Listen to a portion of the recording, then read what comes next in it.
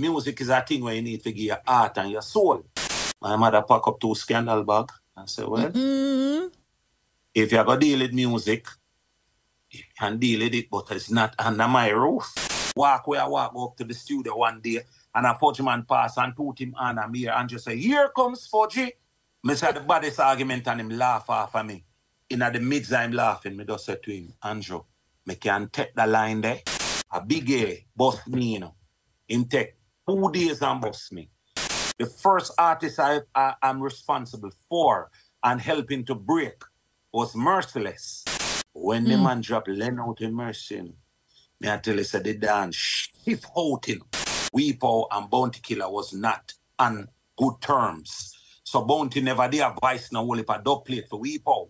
I don't know, was just a natural star from me meet him. Him never go in a studio one day from him born. I-octane they live a Clarendon. I-octane would used to reach our studio early than every artist when me have a town where I try bus. He might run a joke and then the last part I him go say, oh, this father. And me say the baddest argument in the world that in turn to me and say, you go load that one, yeah. Me I go build that one, yeah.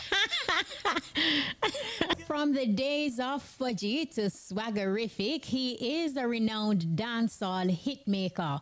Formerly known as Goofy, Mr. G is an international dancehall artist and music producer.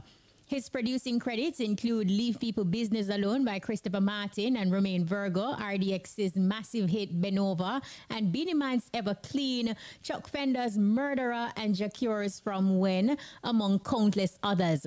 Mr. G has also helped to kickstart the careers of various entertainers such as TOK, Vegas, Chico, Madanjo, Idonia, and others. And today on The Road to Success, we're journeying with none other than Mr. G.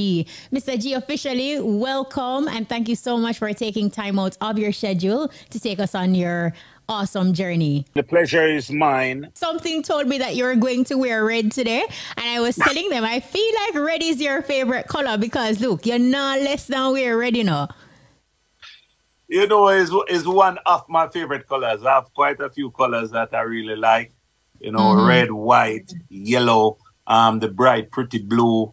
You know, but I've a ton load of each. But people keep saying this to me of late that they keep seeing me in a lot of red. You know, so yes, I don't know. You rock a lot of red, but it works. I was also telling our listeners that you are a storyteller. You know how to tell a good story.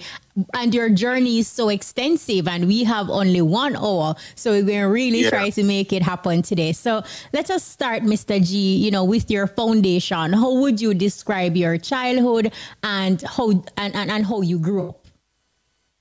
Well, I would say I came from very humble beginnings. I was born down in Concrete Jungle, you know, Jonestown. Then we moved up to Havana, which is the top part of jungle. You know, I was living with my mom, my aunt, her sister, 4 children, and me and my brother for my mother. So it was like 6 children in the house and 2 adults. You know, from there, my mother bought a house at Sherlock Crescent, Duane Park, and we moved to Sherlock. You know, the famous Hurricane Gilbert caught us right at Sherlock, 1988, September. From there, she moved and she bought a piece of land and built a house up by Three Oaks Gardens.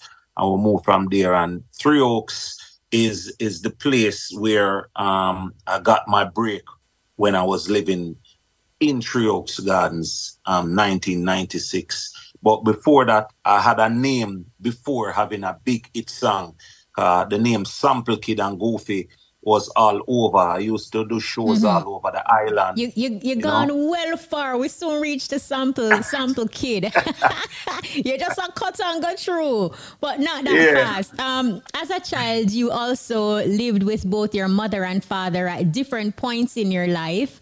Tell us about that dynamic and how did it affect you as a child?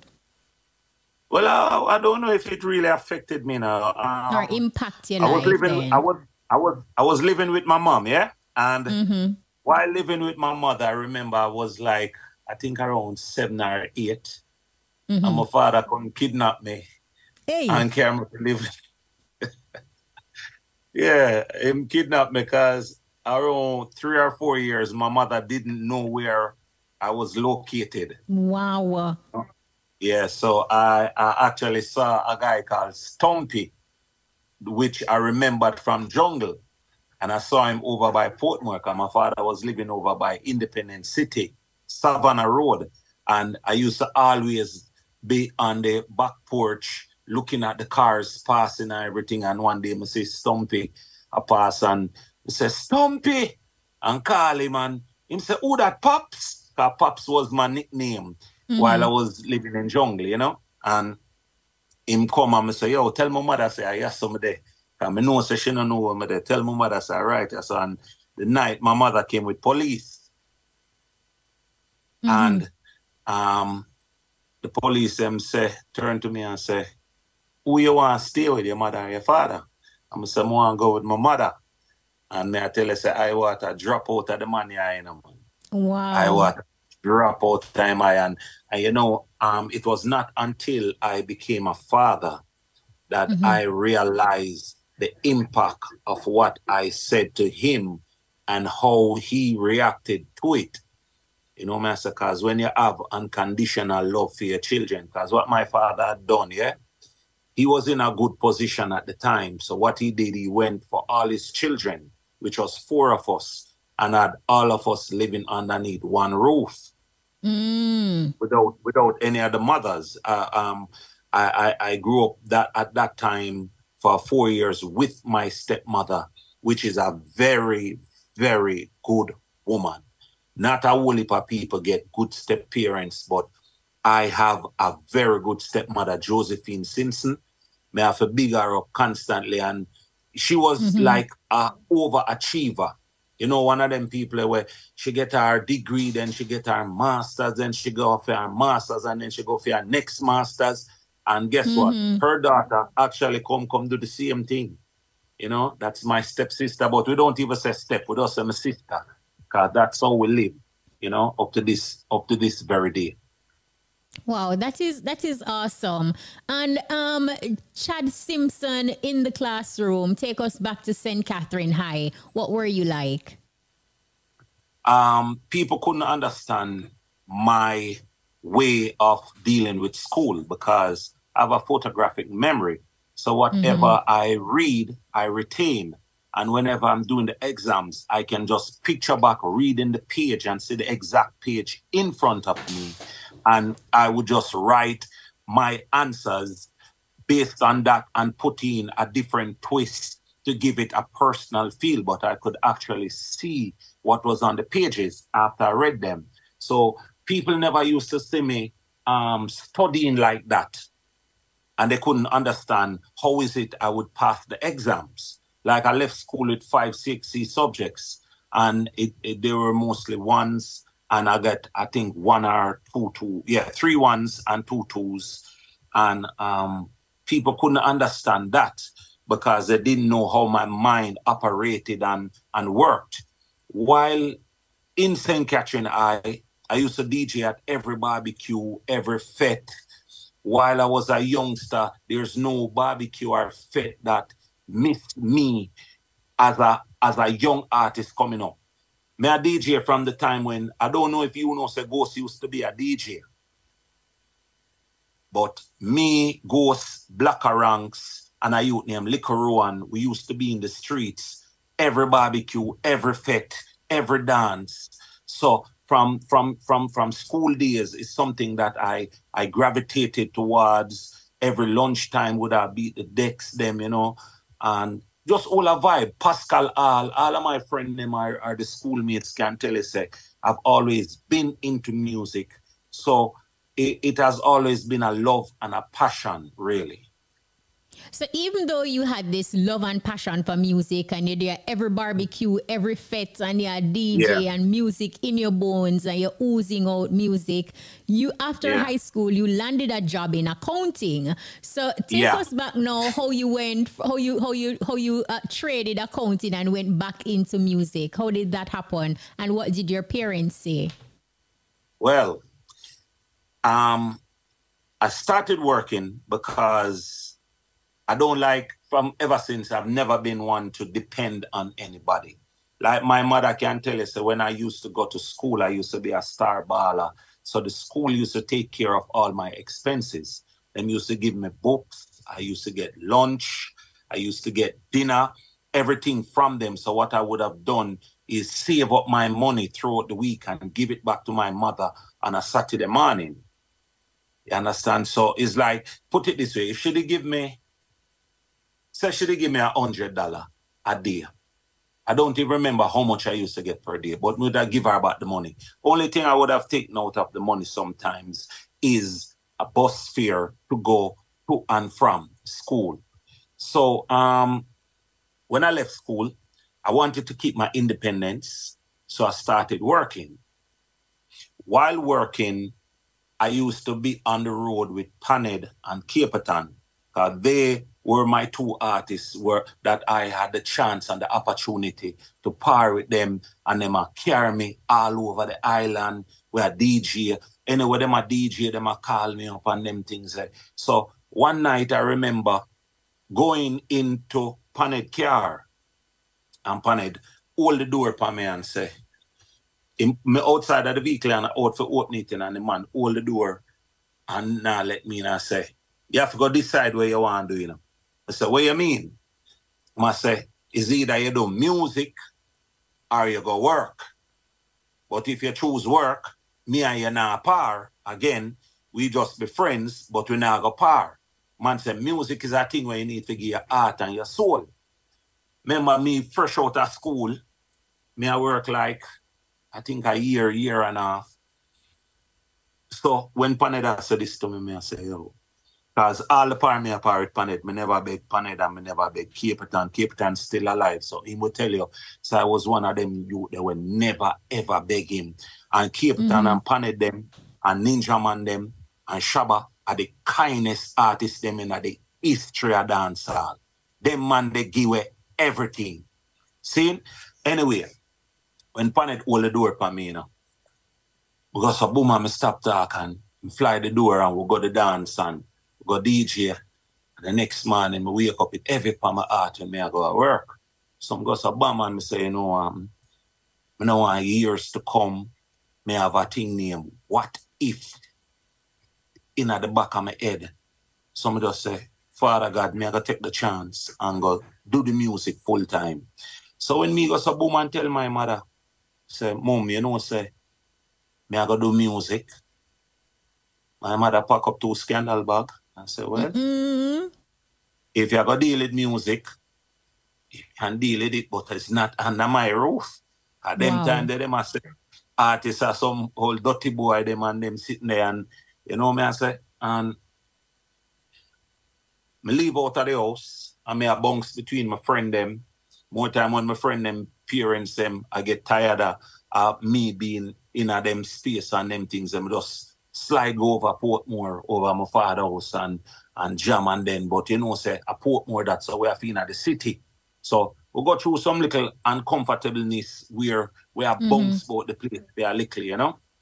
And I want to tell you, I had a grand aunt, I mean, they love my grand aunt so much, but when she basically, I say to my mother, here man, you want to go follow the old dirty boy, them are ray.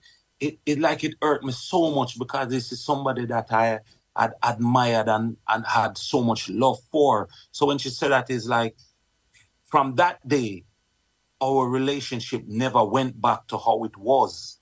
You know, me and my mother come all right back and think, but me and my grandaunt, we never went back. And that is something that I regret up to this point. You know, but I say, me I go give it a chance and I go and show you a thing where enough people don't know. You see, when I was working and when me I go studio, me give myself 3 to 4 years for bus. And me say, if me never bus home for bus, me I go back at uni, me I go university. And when me say 2 years run off, I'm gonna get my break. 3 year run off, then me say, no man. Me in the suffering thing and the paparazing thing and them things. So I go, so boom, and drop off my subject them and my thing them up I damn time they name cast, it name UTech now. Drop it off and say, if the music now work out, more educate myself so that me can live a good, comfortable life. You know, God work it that when it start trickle out now, because the 4-year time span when I give myself start trickle out now and it look like, yo, the big boss note for come right now. So I say, I submit my thing to upper cast and the exact weekend when my boss, because a big A boss me, you know, him take 2 days and boss me. Him used to work Fridays, Saturdays, and Sundays. And when him goes a bam and boss me the Friday, because I would have my boss from the Friday. Can play my song for around 2-3 hours and open up the phone line and the whole Jamaica just call in and everybody and make them comment and I said pull up and what it was just total excitement for the radio. Which is 40, yeah.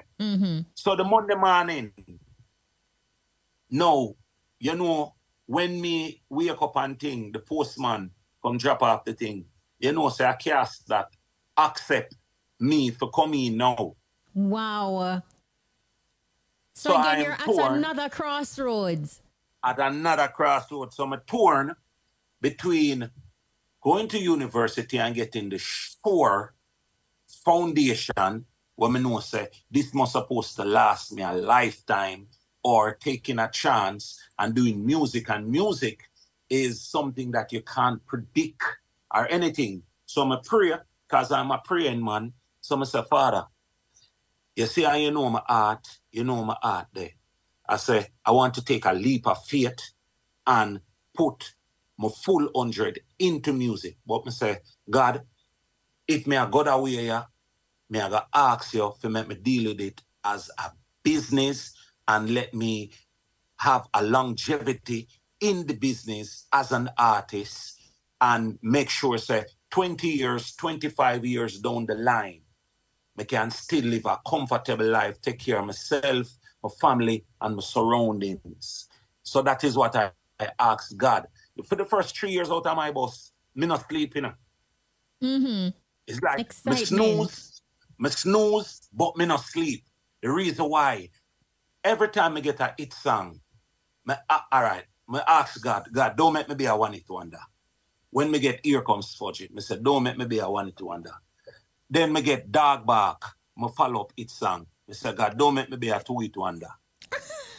Third song, me say, Father, don't make me be a 3-hit. When me reach on 10 and 12 song, then me say, yes, Father, you carry me past the worst, because once me reach writers up, it got hard for them get me back out of the system, because me have a whole heap of knowledge underneath my belt, and I am somebody who always have a business mind. So while doing music, me put it in my head, say, whatever goes up must comes down. You can go up again, you know, but the law of physics and everything tell us, so whatever goes up must come down. So when the tides are low, we have to secure things whereby we have funds turning over. To sustain. To sustain. And this is where I started getting involved in real estate. And I started, the first person that I used to purchase some properties was Christopher Townsend, you know, and people must supposed to know Christopher Townsend is one of the more prominent lawyers right now. I used to use him and his partner called Leslie. And it is so funny that a few years ago, Chris called me one side and said, you know, say, you make me start buy property. I said, what do you mean? I said, because when you as an artist, I use me and I purchase couple property, me look within myself and say, me need to start do the same. So even the lawyer office when I'm in a now on Duke Street, it was because of him being influenced by me. Him tell me, say, he said to his partner, come make a purchase that floor, yeah, because it's different floors, but you can purchase a floor on the building, yeah, because it's subdivided. So him say, at the time, him partner say, him not in that. And at the time, it was $6.5 million for the entire floor. Because I remember, say, downtown did mash up, So people are give away the place them down there like joke. Nobody know how to stay down there. So Chris tell me, say, he took out a loan, purchased that place. And the other day when they invite me down in his office, when he had an opening, and because him fully renovate the place, the man said, gee, you know how much that place, 120 million. From 6.5 to 120 million. I said, wow. And me and him maintain a relationship. You have people like Mark Golden that used to be one of my lawyers as well. And I purchased a few properties through him and things. So I always have the mindset to set certain foundation so that we can sustain. Because even if you can't live the top of the top, At that time, did you? I know you say you put things in place. You have that business mind, but were you thinking more generational wealth when you made these strategic moves, or you're just thinking about self in that moment for when the tides are low? I wasn't thinking generational wealth yet, because at the time when I started purchasing properties, I never have a chick nor a child. I just there look out for my family. And the youth them will live on my road, and then the youth them will grow with a jungle. And I want to tell you, my brethren them used to have as best friend a Sherlock, my first apartment when I buy up by Norbrook Green. It was a 1-bedroom apartment, living room, kitchen, bathroom, balcony and thing. And I moved him from Sherlock and make him come live in at the living room, because me and him used to see in the streets and I go on with some holy palico kind of gangster thing, them things, and me I say, yo, since me break, more you come out of certain things fully. So I bring him come live with me. Him look like, because when me I travel straight through, so me I make sure say him look like how me look in terms of clothes and jewelry and everything. You know me I say, it was unfortunate that him did still have the calling to go in a certain things, and him leave from up when me carry him after maybe a year or something, and him just want down in other environment, because them something that still excite him. I mean, I say, yo, as a youth, you have to know when to move off, because we witness enough our friend them get certain things and not there again. You know what I say? But to each his own. But I wasn't thinking generational wealth then. At that time, I was just thinking, I was just thinking to make sure we set a foundation that years to come. You know what I say?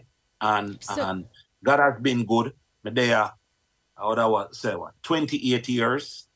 Because before me get 4G, as I say, I used to earn from the music. Because I used to have some songs where them come on dub plate.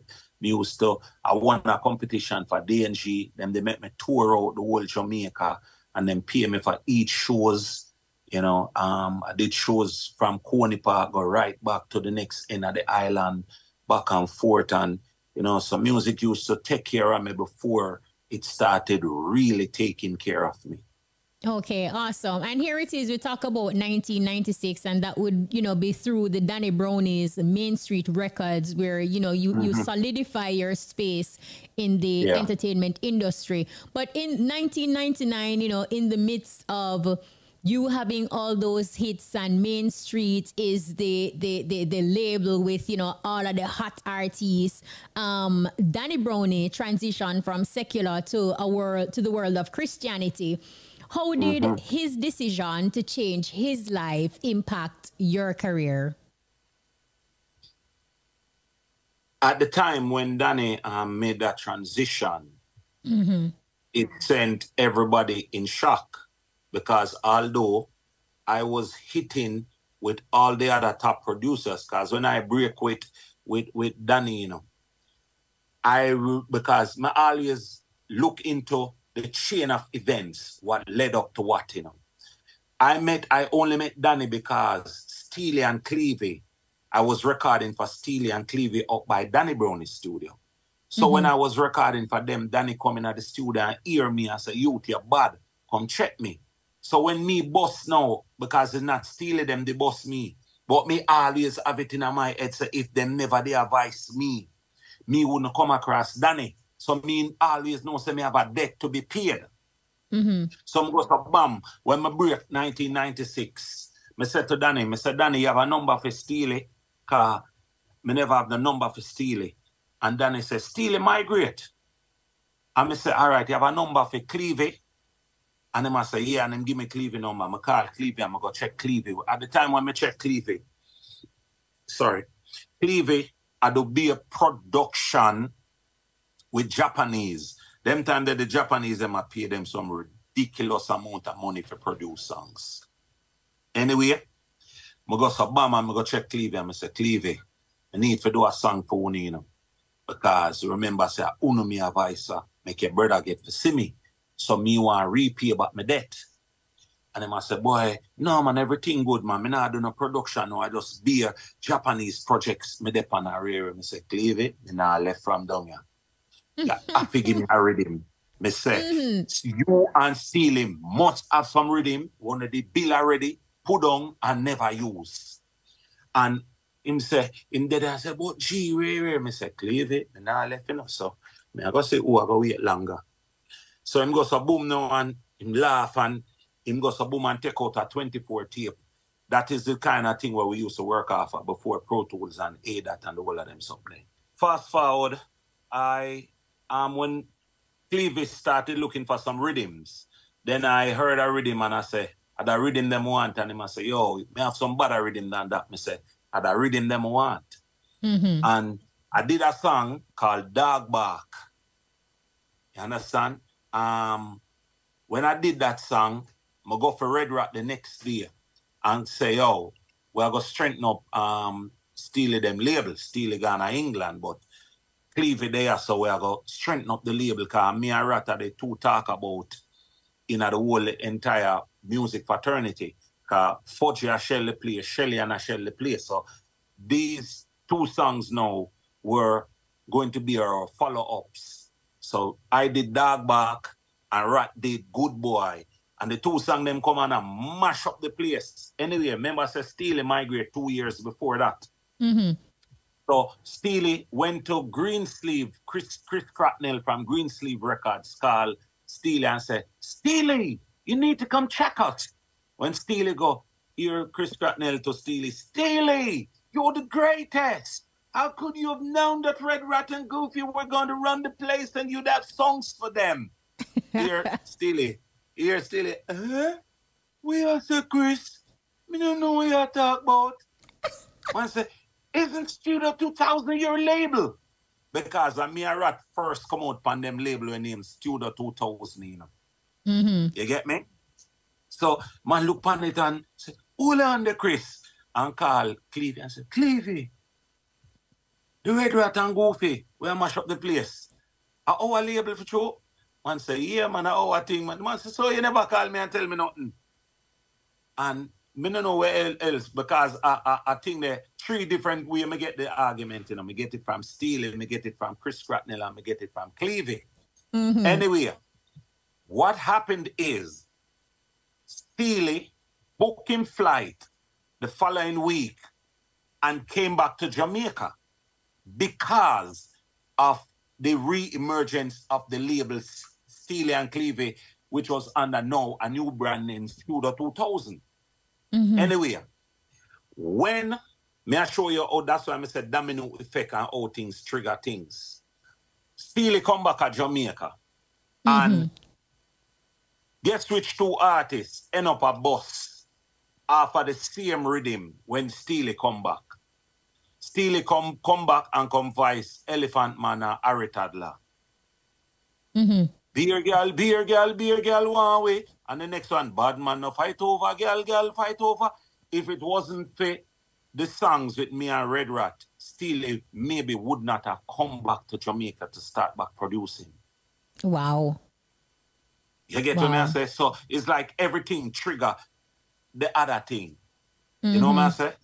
All right, I'm going to give a little quick synopsis of how everything came about, because I see the time running down.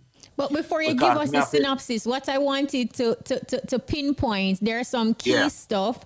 You know, you are credited for assisting various entertainers during the early stages of their careers, such as T.O.K. Vegas, Chico, Madanjo, Idonia, and others. How were you, Mr. G, able to position yourself in such a way where you're instrumental in the careers of so many entertainers?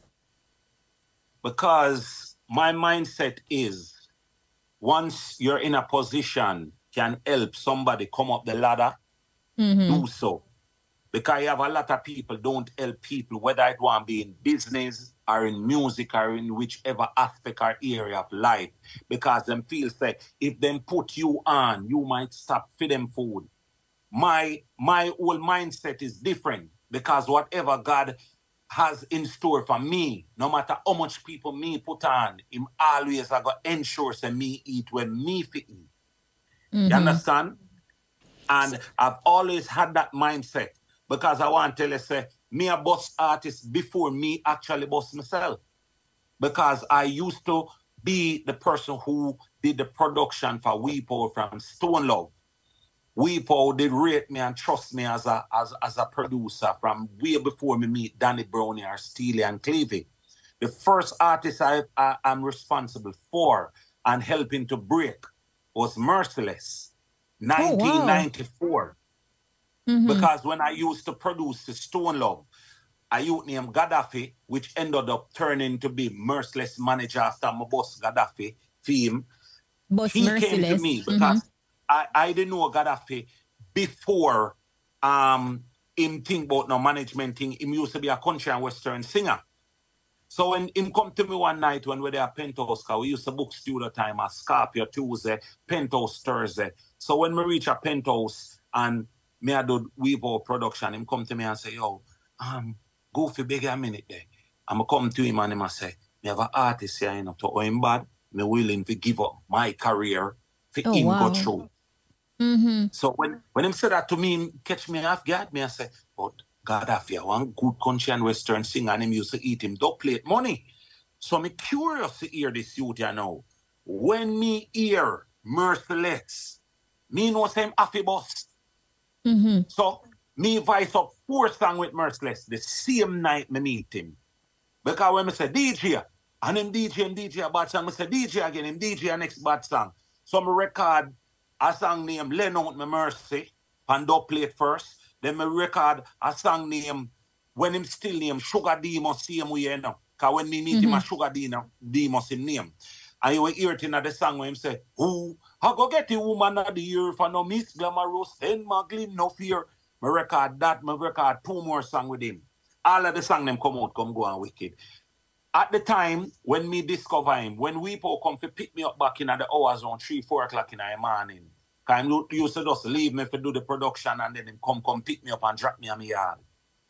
When him come back in the hours, me say, Paul, finally you are the baddest thing from planet Earth right now. And him say, what you mean? And at the time, Weepo and Bounty Killer was not on good terms. So Bounty never did advice no whole heap of dub plate for Weepo. So when me find a youth to sound like Killer and have him own edge, when me make Power hear it when Power drive them time, the Power drive one little red oak back van, Toyota van.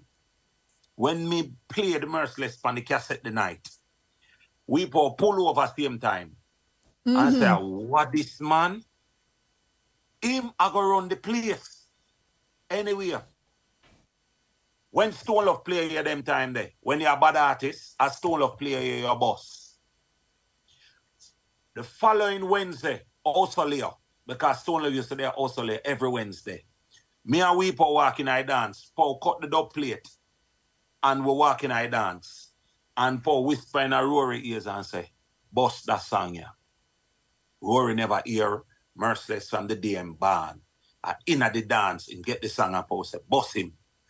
And Mr. Rory goes and put the earphone on one side of his ears and listen to the song. When the man listen to the song, the man goes and stop the record where they are playing upon the thing and say, wow, man, easy. Hey. Now, massive, you know the world. Now you know the world. Remarkable Stone Love. We responsible for breaking all new artists, breaking all Ray, and make one piece of speech. I'm going to drop Merciless song.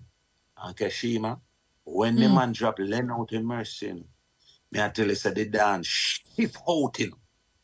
The next day, a litter from Arrows called me and said the little youth on the bus last night, the whole of down here ram. Here him come. And I saw Merciless career start and in just goes a boom and take off from flight to flight. When me bus now, I was on Elsha Beach one of the Sunday, which is 2 years after my bus. And me see Vegas, but me didn't know Vegas because Vegas they come up at the studio one time with Dan Youth, come do one song. The song never bust when it come out and things. So Vegas see me and say, Goofy, me I beg you a favor, please. You can make Danny Brown voice me. And me say, yeah, man, how you say? You have song? And I say, yeah, man, I have some bad song. Him DJ Ed's Eye for me. And when him DJ Ed's Eye, I say, Jesus Christ, this gone in. So when me go to the studio the Monday morning now, because this was over the weekend, me see him. I said, Danny, we have to go voice a little youth and name Vegas. Him can mash up the place. And me met Vegas come up at the studio, and when Danny heard the song, Danny said the same thing. With TOK them, I change over TOK song, because then they are sing about themselves, and I say, yo, the melody too bad for them to sing about themselves.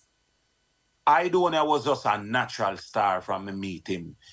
Him never go in a studio one day from him born. When me meet him and put him in a studio and him voice 4 songs the same night, me meet him. And me I say, I turn to him and say, you're going to be one of the biggest and baddest artists, because you want to you have the hardcore thing about you, where the street I go grab up. 2 artists come to me that same period of time there, when me know them they just have a bus. Him and I-octane.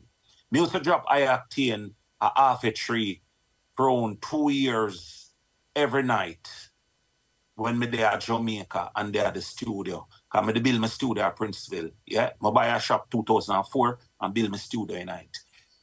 I-octane, his drive was not normal. I-octane, they live at Clarendon. I-octane would have used to reach our studio early than every artist when me have a town where I try bus. Him reach a studio the first, and then me I drop him a half a tree like 11, 12 o'clock at night time. And him I take bus and I find him where go Clarendon and reach up back every morning. Wow. So me I give him bus fare to go and come every night and thing. And when me turn to the rest of man them and said to them, I mean no say the ruffles some wool of feathers. When me turn to the man them and say, yo, you see, them 2 youth here, them are going to jump out of the pack before the rest of the man them because them have super talent and them have one different drive. Enough man never want to hear that, but so said, so done. You know what I say? God has, Kshema, God has blessed us so that we can bless others. And that leads me to... This is leading me to my next question, you know, because I know you have many stories, like many other stories, similarly to the Mr. Vegas, the Idonia, the Merciless, TOK, and so on. And, you know, it's almost like you have been the unofficial A&R for so many hit songs and record labels like you would have outlined just now. Has anyone who you have helped showed up for you in a major way following their success? You know, the youth would have said me get back a strength from him in terms of getting a strength. Would I consider a strength is Sean Izzle. And here why. Me take Sean Izzle, train him for use Pro Tools. He was my engineer. Then me train him how to be a good producer. And then when him build the rhythm name, One Day Rhythm, I received one of the biggest songs in my career from it. So I consider that to be a major thing. Most of the youth them, Kshema, and this is just reality. Most of the youth them don't have no level of gratitude in them. But me no make that stop me from doing God's work. That me tell a man say me do good because me know say it's the right thing to do. So me now make like, me tell Biggie and my big brother, him and my general, and me said to Biggs, years ago, I said, Biggs, don't make them artists here frustrate you because you help so much of them and then bite the hand we feed them and them things that don't make them make you become somebody that you are not. Just know say, God put you upon the earth to do something and you have to just do it because look at this now. A whole heap of them will bite the hand we feed them. They're nowhere to be found and we're still there. No, facts. And this is a perfect segue into Mr. G, the producer, because even though you are of that notion to say, you know, the gratitude most times is not forthcoming, you still put yourself in a position as a producer to work with entertainers. What would you say are some of the advantages and disadvantages as an artist yourself producing for fellow entertainers? Sometimes you will have some of them who will take your help and your skills for granted until them see you go so boom and show them say, and me I walk with my magic, you know. So anyway me go, me can make the magic happen. You get what I say? And that is a thing in a earth. Because you have a thing when them get used to. More times somebody will feel like so them get used to you, so them not acknowledge your greatness or them not give you props where if you get her, them might, you know what I say, do whatever. And more time, you have to just make a man say, all right, here one. You see that mangy dog over there, so you got to take up that mangy dog there and turn him in a one proper pedigreed. So you show them, say, listen, you are walk with your talent. When Main Street closed 1999, I'm the only artist from the Main Street camp that continuously had hit songs because I think it jerk up the whole of the man them Evans. But me have a motto because I believe in a God so much. And when I say I believe in a God one different kind of way. That means, say, no matter what look like it disappointing, it's not disappointing to me. I might feel a way about it at the specific time, but I always say, God, you know what you do. So here one, me I follow your lead.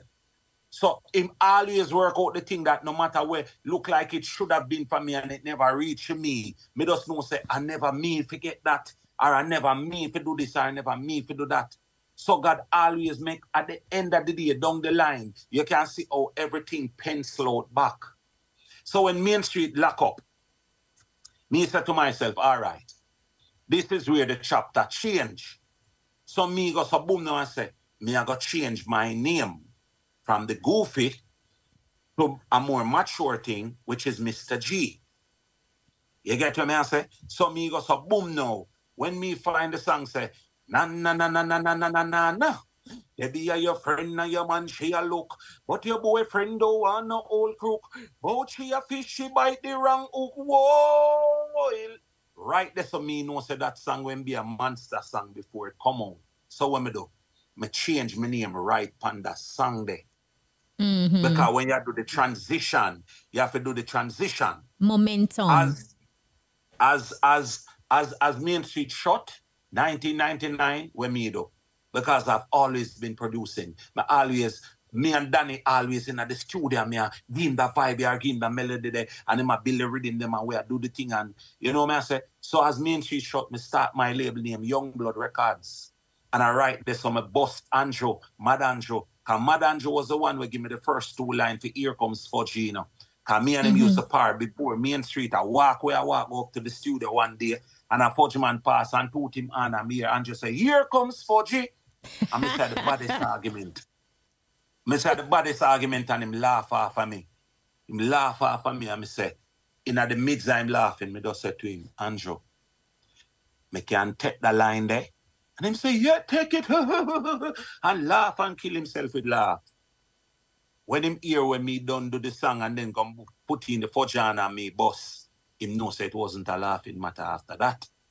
So, how him get for bus now? We out on Main Street, and me go look for Andrew, because Andrew did disappear after me a rat busing. And then me go find Andrew. And then we out on Main Street a reason. And when we out there a reason, me hear him say, he might run a joke, and then the last part I him go say, oh, this father. And me say, the baddest argument in the world, that in turn to me and say, you go load that one, yeah. Me I go build that one, yeah. Wow. You see me? And him build it. And when him build it, and me see him one say the what is father them in the song. All of the what is father them and me say them. And I me produce him and boss him, so my debt was repaid. Because he was the one that gave me the concept. But here comes Fudgy. And I always have it in my mind. Once you do something good or great for me, I have a debt that I need to pay. And I will repay it over time. Wow. No, Mr. G, look, 3 minutes remaining, but I can't have you leave without touching these few points. What is next for Mr. G? New singles and album, music videos, new rhythm. What's next? We know you're going to be at the IRIE FM Road Show on June 3. Well, me have a whole heap of things coming up, you know. And I'm again in negotiations. I don't know if you know it, but I've been signed to EMI. They had put out an album for me already. It's not only Jamaican artists I pick out in a cash. I pick out a girl named Just Stone, who come sell 7 million albums for EMI. I picked out a group named Fountains of Wind. They had a #1 Billboard song, the song that I picked out from demo tapes. A song says, Stacey's mom has got it going on. You get me? I say I've produced for Baham Men. I have 4 songs that I produced on their album. In writing, like I've 5 different songs that I have writing credits in. You know, as you said, 1 hour I got too short for we thing. So, you know me, I say about a whole heap of things. I've been signed. I was the first artist with both, and in 1 month I signed to BMG Records, which was a affiliate of EMI as well. So I signed to EMI 2 different times. I signed in 1996 and I signed back in 2002. You get what I say? A whole heap of things, Kesh. You know, I say, where I forgot. Me, I have to go all a reason. Like, look, we definitely would need a part 2, because like I said initially, like your journey and what you have done, it's absolutely rich. It cannot be told in 1 hour. But as it relates to Mr. G, the family man, you know, you are a father of 4. What life lessons did you learn late in life that you want your children to understand early? I wouldn't say I learned it late in life, you know, because you see, when you grow up in the garrison, it has a way of speeding up your growth. So a lot of things that I learned when I was in my teens. And I took those lifelong lessons and implement them in life when I became an adult. Like I can say I was grown with a lot of respect, a lot of principle, a lot of morals. And what I have done, I've instilled that into people I've come across and into my children. And no matter what, I always tell my children, say, listen, you have to focus, because I like nice things, but nice things come at a cost. And when you set yourself in a position whereby when you turn an adult, you can stand on your own foot, that is the greatest thing. So just keep focused. Only thing I ask of them is for them do good in a school, and that they have done. And I am extremely proud of them. You know what I say? Look, awesomeness. And we will definitely have to make provision, Mr. G, for a part 2. And finally, what advice would you give to aspiring producers and entertainers who are on the road to success? They're listening now, but they need, you know, development and exposure and just to be inspired to continue their journey. Try to be different, because if you sing, like you have a whole heap of scamming thing I go on, them are sing, everybody are sing scamming. The person who goes outside of the box and draws for a topic that is different, you're going to get a different kind of reward. So do not try to be a part of the pack. Try to be different, out of the box. Try to be outstanding. That is the only way you're going to make an impact. And as to life, whether in music or just regular life, you're working towards something, just know that God timing is always the right timing.